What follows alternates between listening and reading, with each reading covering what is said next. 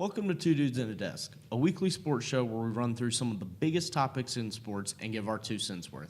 I'm Robert, and I'm the sports editor at the Eastern Progress. And I'm Ian. I'm a sports writer at the Eastern Progress. And this week we are going all in on the FBI investigation, so let's get into it. Pitino and the University of Louisville have finally done it.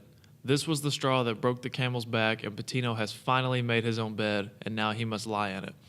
Other fans may be glad that the athletics department and the basketball team are going to get hammered, but what we should not be happy about is that this will affect the city of Louisville. The Yum Center and Louisville basketball are the economy for the city of Louisville. They both bring in a ton of money that keeps the shops and little restaurants in downtown Louisville up and running. But with this recent firing of athletic director Tom Jurich and head coach Rick Pitino, you have to wonder whether the city will take a hit with not bringing in as much revenue that they have previously brought in. But the worst thing that could happen to the city of Louisville, and obviously the basketball program, is if the NCAA handed down the death penalty to the Cards, which the NCAA has not handed down to a Division I program since they gave it to SMU back in 1987.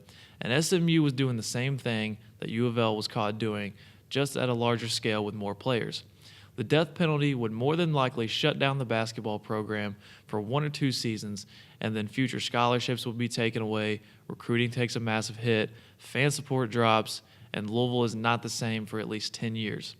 And a slight undertone that no one is mentioning is that U of L still owes the Yum Center money, and them not playing basketball for 1 or 2 seasons and not bringing in any revenue, this whole Yum Center situation could have been avoided if the city would have just brought in an NBA team.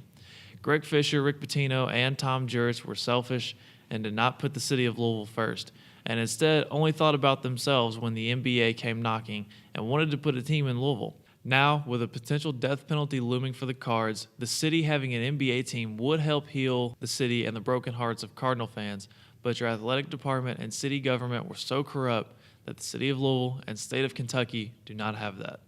Now, the Louisville stuff won't just affect the state of Kentucky. This is going to affect college basketball as a whole. The NCAA is in a tricky spot right now.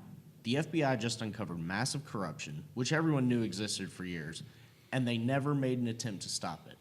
Not only did they not make an attempt, things like what happened at North Carolina kept sliding by, where you had tutors essentially taking classes for the athletes.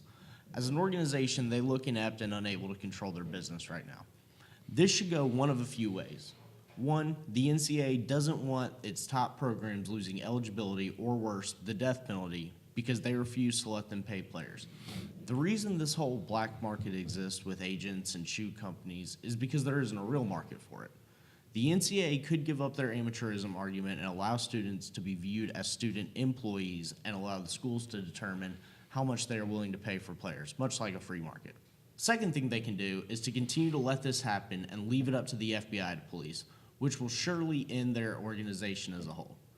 Third and final, and most likely thing they will do is double down on their amateurism argument and say that this is what happens when they are not the people in charge of the money. One way or another, the NCAA will have to speak on its lack of control soon, and more importantly, take a hard look at their system as a whole. And finally, Rick Pitino, it's time to give up. Quit fighting it, you're guilty, and you know it. When player 10, a.k.a. Brian Bowen, committed, you said that you all got lucky, that this was the luckiest that you have ever been on the recruiting trail, and you even added that you did not, quote, pay for anything for the recruiting visit. Really, Rick? You didn't pay for anything? According to the FBI, you are Coach 2 who just happened to make the call to an Adidas rep for a total of $100K to get Brian Bowen to commit. And shortly after his U of L visit, he committed there without them even being in his final choices for school. Rick, you're guilty. You should have been fired back in 2009 with Karen Cipher. You should have been fired 2 years ago when the Katina Powell story broke.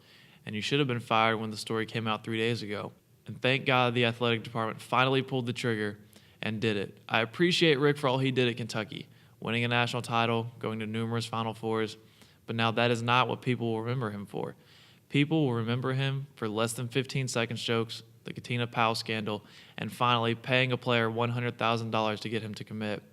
You were a good coach, Rick, probably the best the state has ever seen, but you're a scumbag who thought he could go behind the NCAA yet again after getting by the first 2 times. You're not innocent, and you finally got what was coming to you. Good riddance. That'll do it for us this week. Next week, we will be back to discuss more college football and NFL. But until then, I'm Robert, And I'm Ian. and this was Two Dudes in a Desk.